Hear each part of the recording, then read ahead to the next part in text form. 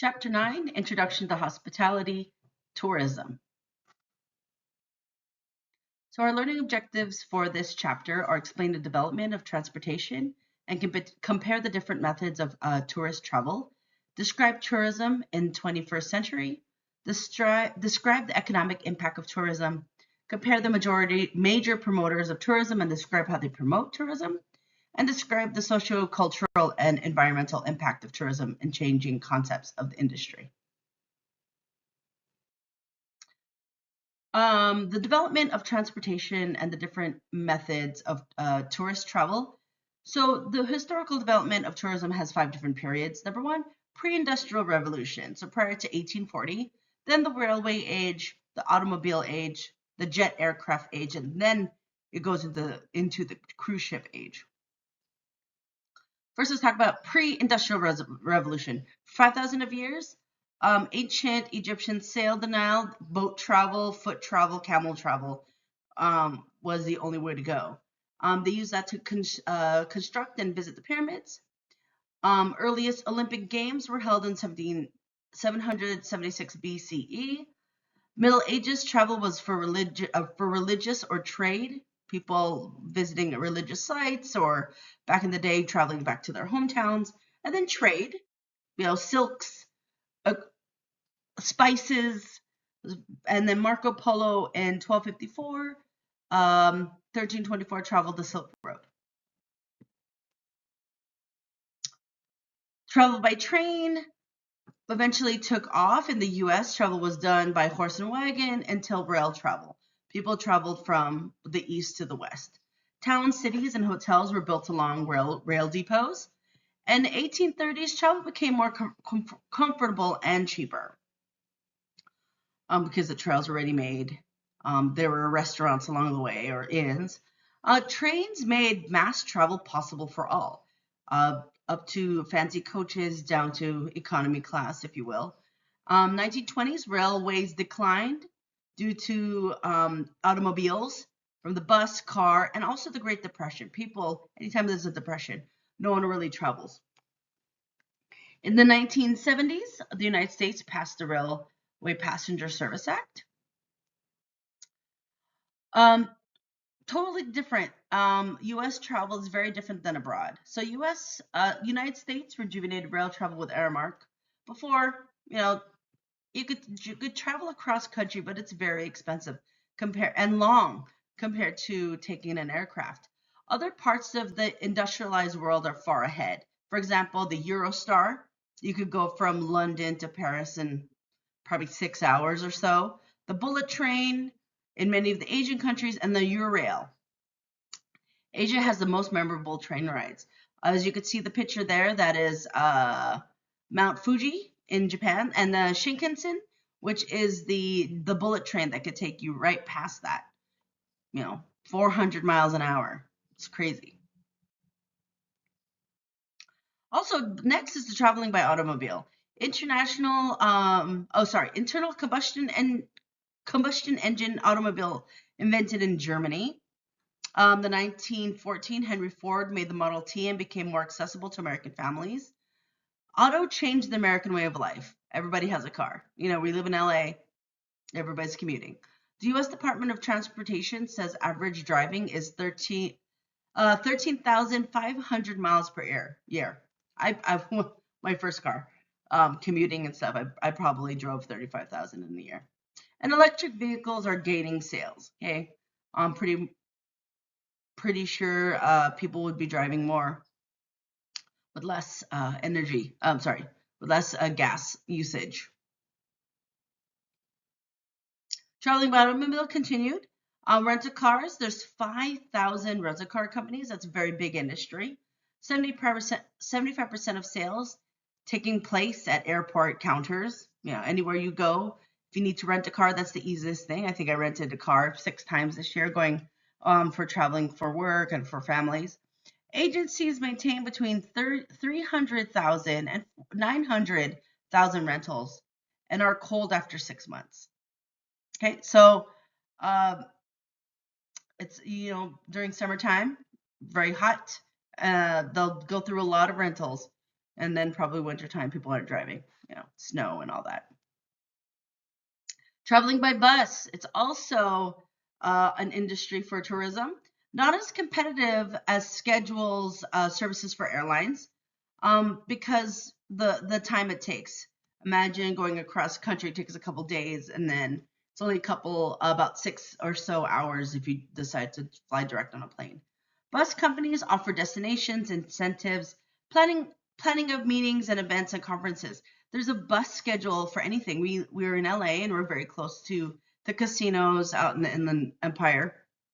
There's always a free bus or $1 bus ride to go out there. They're convenient and economical. We have city buses, and they're a hassle-free way to travel as long as you have time. Takes a little bit more time than driving your own car, say if you're going to an event for the Hollywood Bowl, a lot of places around LA have hubs where the buses can pick them up. So that's a great way to bring customers or patrons to your facility if they don't want to drive. I'd rather not drive in LA traffic to get down and park at the Hollywood Bowl. Travel by air. Air travel has broadened horizons for people. You could go anywhere nowadays. It's easy and convenient. Future will include supersonic aircrafts. I don't know how far that will go. They try to do a really fast aircraft, but we'll see. We're still trying to get a bullet train here. About 9,700 airplanes in the skies at one time. That's a lot. Feeder markets provide source for deregulation, and then major carriers have eliminated unprofitable routes. So, you could see how air travel has scaled down. I know Burbank, there was a really great connection from Burbank to San Francisco. They took that away. I don't know for efficiency or what, but usually they could tell unprofitable routes. You've seen people scaling down, or airline companies scaling down a lot lately on non-profitable routes. I tried to go to Fargo in the summer where we're going through Chicago. There was only 1 or 2 flights from this one airline to get to Fargo. We're on our way to the airport. We got a notification that our flight was delayed. We would have missed our connecting flight into Fargo from Chicago. So we canceled our flight the day of. What are we gonna do? So I don't know who's going to Fargo. I don't think they'll ever have a direct flight there. But anyways, I digress. Another travel by air, hub and spoke system. The hub and spoke system enables passengers to travel from one hub. For example, think of a bike, middle hub, and the spokes were their destinations. Big cities are hubs, and they go off to different places. For example, LA, Chicago, New York, Honolulu, Houston. All those are pretty much hub and spoke places. Especially Chicago, I think Colorado is right in the middle of the country. So those are the places you'll stop and then transfer over to get to the East Coast. Passengers originate their travel from a small city and use the hub to reach connecting flights. Like I just mentioned, Fargo. You always have to go through Chicago and or Illinois or Dallas, one of those. Airlines have to work to decrease losses through the creation of hub and spoke systems. 2 main benefits are airlines can serve more cities at lower cost, and airlines can maximize passenger holds from those cities. So you could you have to take a small plane from one to another. So some airlines, larger airlines, don't go to the smaller places, but those budget airlines like Spirit, Frontier, all those little smaller airlines are able to go to those smaller cities. Sun Country is one. So some airlines, they have to work together. Those smaller ones are even tough. Components of airline profit and loss. Airlines have both fixed and variable costs. Fixed costs are the lease of airplanes, the maintenance of the airline, owned or leased terminals, interest on borrowed money, insurance, and pension. So those are all fixed. There's airlines that have to rent terminals. You see Southwest is a good example. They lease the terminals where they could put their little stands from where you stand next to, And there's other airlines that just go wherever there's a spot. The biggest single cost for an airline operation is labor. For any of this industry, hospitality industry, labor is the biggest cost. Capacity controls is one yield capacity control is one yield management technique.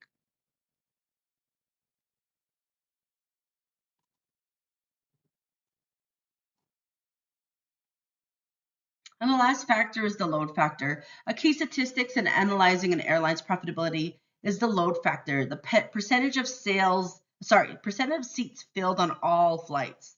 The load factor is an indicator for efficient or inefficient use. So, those flights that are at capacity, those make the most money.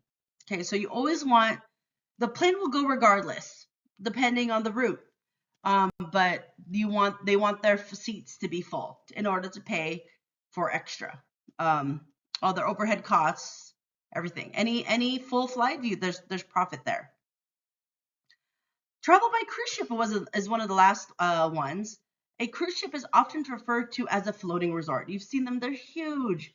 They're floating cities. There's various type of entertainment, casinos, dance floors, children entertainment, dance parties, clubs. Cruise ship accommodations range from luxurious suites, two-room suites, and to a cabin smaller than most hotel rooms, with just a bed and a sink and a bathroom. If you're going to spend your time outside on a cruise ship or out where the cruises are, what's the point of having a bigger room? The cruise market has increased dramatically in recent years. Okay, very much so. It's a all-in-one inclusive holiday. About 25 million people cruise every year, including my family. My mom and her sisters love to go on cruise ships. I guess it's easy. They don't have to worry about food. Everything's there, easier. Here's a cruise ship. Look how huge that is. Those are like 17 decks.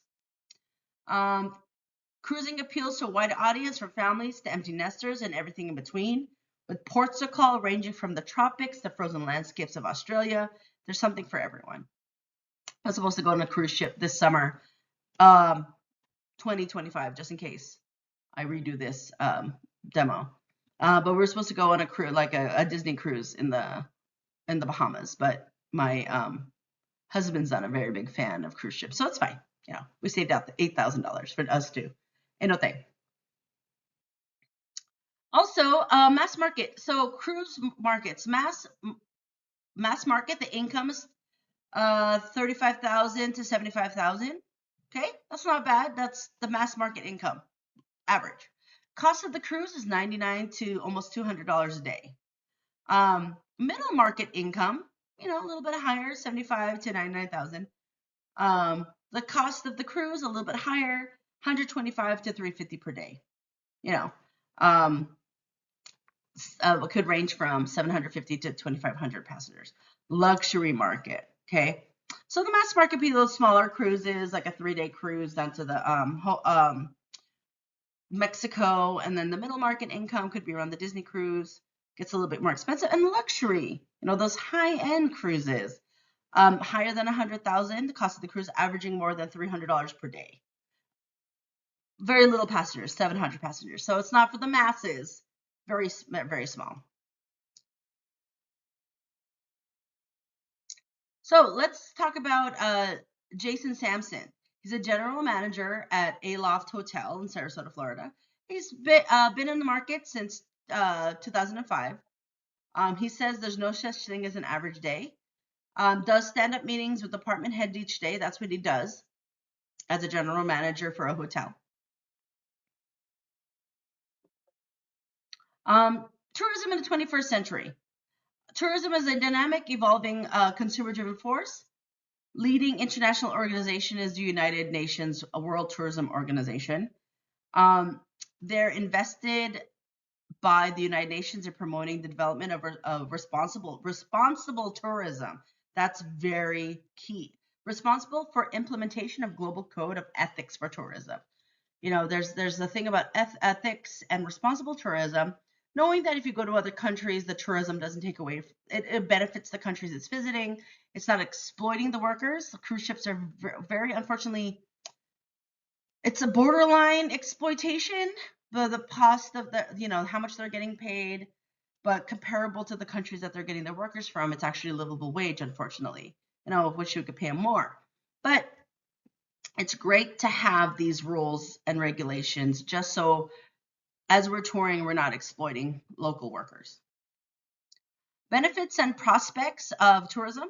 The number one industry and it's fast growing. One of the world's most important sources of employment. Hospitality industry is one of the major employers. Factors that causes this trend. Opening of borders, depending on which country allows tourism. An increase in disposable income and vacations, depending on which country has disposable income and how much vacation time. A lot of European countries get a lot of time for vacation. So, that's why summer's a little bit more busy. A lot of countries get a month off. So must be nice. Reasonably priced airfares, increase in more people with time and money, and people that have the urge to travel. There's some years that the travel goes down. Some years that travel goes up, especially right after COVID, people weren't traveling and then it exploded a couple years later. People were more comfortable. Business travel. Business travel is very important. Business travel is gradually recovering. Can be hard work, whether car or airplane. I just went on a business kind of trip to Vegas for a conference, and it was kind of hard work. I had to drive instead of fly. The distraction between travel and leisure becomes blurred, unfortunately. I mean, it was for work, but I was staying with family, and it was just hard. I couldn't really focus. People who travel for business tend to be younger. They'll spend more money, and they travel further. So there's some statistics there of the number of tourism arrivals pre-pandemic. From which country? Long-term prospects. Long-term prospects for travel look good. The UNWTO's forecast of development believes international tourism will be more than the population of China. Tourism is still a young profession. Knowing this, I'm doing this lecture September 2025, so it might change. If those of you that are watching, you know what's happening in the United States. Use of the internet for travel. The advances in information technology have made a significant impact. Online and cloud booking has changed travel agents' operations. Rarely any travel agents nowadays. People can book their own travel and find their own deals. Invention of global distribution systems, GDSS. It was developed by airlines. Enhance travelers' experience through information. So now, the more you know when you travel. Airline companies also develop customer relations management, which is also good. The economic impact of tourism. Revenue will gradually increase to pre-pandemic levels. Okay, it's almost there. It's getting there. Tourism jobs account for 1 in 10 jobs worldwide. That's a lot. Economic impact is apparent in 3 ways. Number 1, foreign exchange. Money brought in from other countries. That's why Japan is very popular right now, is because they're welcoming tourism to make up that money from COVID. So their yen is down. A lot of people are going in there to fund the country. Taxes. Hotels have transient occupancy tax, or TOT, or bed tax. Fortunately, Vegas is suffering from this, is because they have resort tax, parking, all of these taxes. A lot of people are getting turned away because of those extra costs. For a weekend trip, that's not that cheap anymore. Jobs. Creative jobs, especially for women and youth in developing countries. Okay. Housekeepers. I don't know about youth, but maybe young adults. It creates jobs for those economies. The multiplier effect. Money earned by transportation companies, hotels, and shops is used to purchase more goods, which is great. Chain reaction continues until money is used to purchase something outside of the area, or leakage. Okay. In most economic impact studies to date, developed economies have a multiplier effect between 1.5 and 2,000. So it continues to benefit the economy. Right, here's a example of that. Kind of goes from one to the other. New dollars injected into the economy, the suppliers and payroll to support and provide production of the services for the workers. Then it goes to the suppliers and employees spend money on items for their wants and needs. And then others in the community receive and spend the related products and services and so on. So bring money to the economy. The suppliers for that industry get money, pays your workers. The workers go out and buy things, so forth. So it's funding the economy down to the local. Promoters of tourism. The Pacific Area of Travel Association unites forward a goal of excellence in travel and tourism growth. Asia Pacific has become the world's largest travel market. Yeah, they're everywhere. They're coming out. United States does not have a government officials for tourism, which is unfortunate because we could bring a lot of people in this country. State offices of tourism. In the United States, the level of organization concerned with tourism are the state offices charged by legislative bodies. So it's all run by the state, which is kind of good because us in California, we have a big tourism, with Disneyland and all that. Disneyland, people come to LA, San Francisco, wine country, Napa. So our promotion is industry based. Not industry based. State-based. City-level offices in tourism and convention and visitor centers. Many cities have established convention and visitor bureaus. Main function is to attract and retain the visitors. You want the visitors to stay a long period of time to put money into this economy. Largely funded by the TOT, charge the hotel guests. Okay, we always have to tack on that tax to fund tourism. Balance of funding comes from membership dues and promotional activities. Okay. Like I said, I just went to Vegas for a convention. They just bring those conventions bring a lot of people into the city. National offices seek to improve the economy. The main activities include publicizing the country, assisting and advising types of travelers, creating demands for destinations, supplying information, ensuring that the destination is up to expectations, and advertising. You see these a lot on Instagram or social media or even commercials where they're promoting different countries. I went to New Zealand last year, so I get a lot of those ads of, go to New Zealand, see this, or Japan, or Vietnam, So there are ways of promoting and then trying to make sure those countries look like what they promote. Tour operators. Tour operators promote tours and trips they plan and organize, which is great. A tour is a trip taken by an individual or group of people who travel together. A tour. You take a tour. You could sign up for it, pay for it, make the investment. Tours include travel accommodations, meals, land transportation, and sightseeing. You could go for a food tour, all-inclusive tour, kind of like a cruise ship, but on land, really. Tour operations offer vacation packages to people traveling alone. There's a lot of tour companies. Like I think when I was younger, Kontiki was a big thing. It was 18 and up, 18 to like 35-year-olds, and you visit like 14 countries in 2 weeks. And the lodging's included, majority of the meals are included, and then you just travel in a group, which is great. When I went to New Zealand last year, we took a lot of land tours because we wanted to see the sights, but we didn't want to travel. We didn't want to drive the country down the countryside or anything. So we scheduled at least 4 tours, which was perfect. Travel agencies. Travel agent services is like a middleman. Okay, they focus on cruises. They used to do for airlines. My mom had a travel agent for the longest time when I was growing up. They would meet at the airport, give the tickets, check her in, do all that. They still have them around. So the American Society of Travel Agents is the world's largest travel trade association. Internet travel services such as Travelocity and Expedia have changed the way we look at travel, because those two, they could look at, show you all the sites, the cheapest, the ratings. It changed the way rather than just trusting one person. Wholesalers and consolidators. Tour suppliers provide package component for tour operators.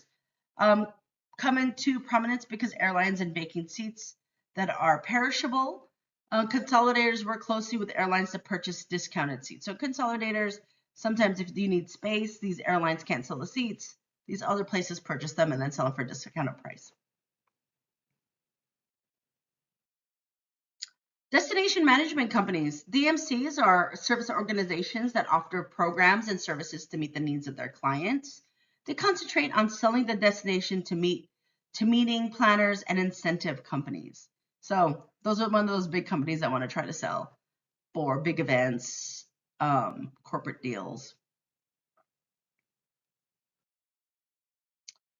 Social, cultural, and environmental impact on tourism.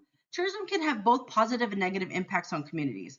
Tourism is a means of enhancing international understanding, peace, prosperity, and universal respect.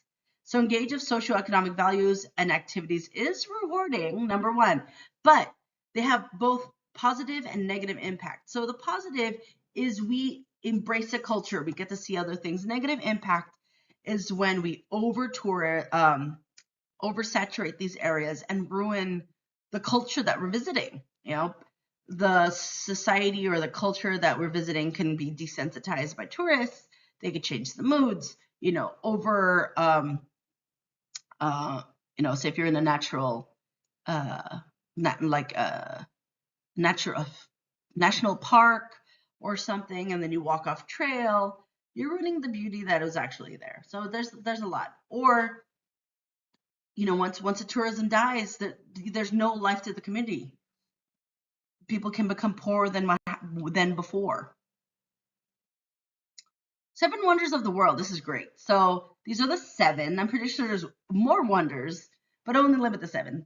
The Taj Mahal is in India, the Colosseum in Rome, Chichen Itza in Mexico, Machu Picchu in Peru, Christ the Redeemer, that's in Brazil, Rose City, Petra in Jordan, and the Great Wall of China. Those are all like buildings, but there are a lot of beautiful nature areas that are wonders of the world. But also, I think their wonder of the world is because how did they build these? So there's the pictures of it. That's the Taj Mahal, Machu Picchu. It's crazy how the Machu Picchu was. It's like in a canyon. My cousin just hiked down there. Took her 3 days to get there. It's just crazy. Taj Mahal is beautiful when it's not smoggy. Oh, there's only those pictures. Sorry. Eco and sustainable tourism. Ecotourism is focused more on individual values. Tourism with a conscience. So you go to the places that you don't leave a carbon footprint. You are not ruining the economy, all that. Ecotourism destinations can be found in developing countries with natural surroundings. Focus of ecotourism is to provide tourists with a new knowledge about certain natural areas, which I love. That we hopefully with this sustainable tourism, we're not actually ruining it. Obviously you have to take a plane to get these places. That leaves a carbon footprint. But you never know.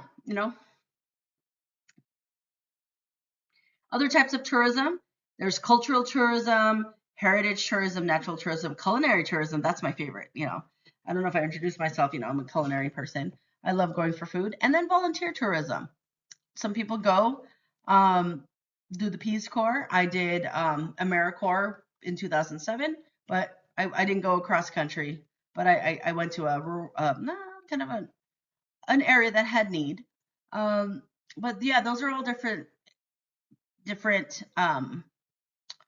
areas of interest. But you could also not just pick one, they mesh well together. You could do all 5 of these in one trip. And last is corporate profile G Adventures. G Adventures provide more than 650 small group experiences, have contributed to social and economic development. These are great. This company began in 1990. They respect travelers as individuals. The concept is responsible and sustainable tourism, which is great, which we need to. That support local people and desire to change the world through travel, which I love that tagline. Desire to change the world through travel. Both whoever's traveling and the people that they're traveling to. Okay, if you have any questions, let me know. That is chapter 9 for Introduction to Hospitality.